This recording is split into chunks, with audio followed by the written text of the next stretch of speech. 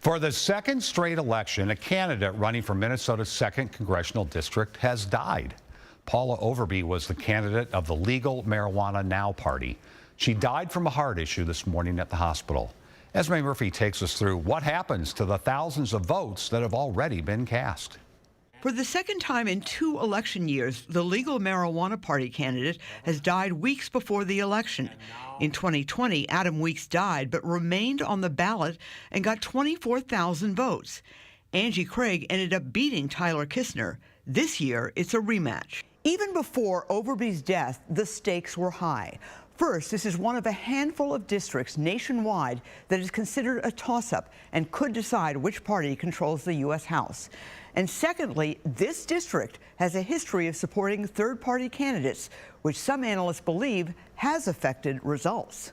In 2016, Republican Jason Lewis beat Democrat Angie Craig by just 9,000 votes. Paula Overby was a third-party candidate that year, too, and got nearly 29,000 votes.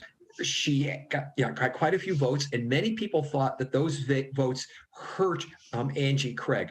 Is that now that she's no longer in the race, does this help or hurt Angie Craig? Hamlin law professor David Schultz says voters should know if they've already cast an absentee ballot and want to change it, they still can do that up to 7 days before the election. And who knows how many early ballots have been cast, and individuals who now may want to recast their ballot in light of the death in this race. Craig released a statement on Overby's passing saying Minnesota is better for her involvement in our community and she will be missed.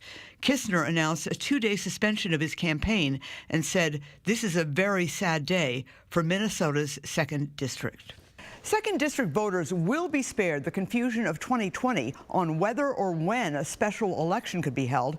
Secretary of State Steve Simon says this election will happen as scheduled on November 8th and that Paula Overby's name will remain on the ballot.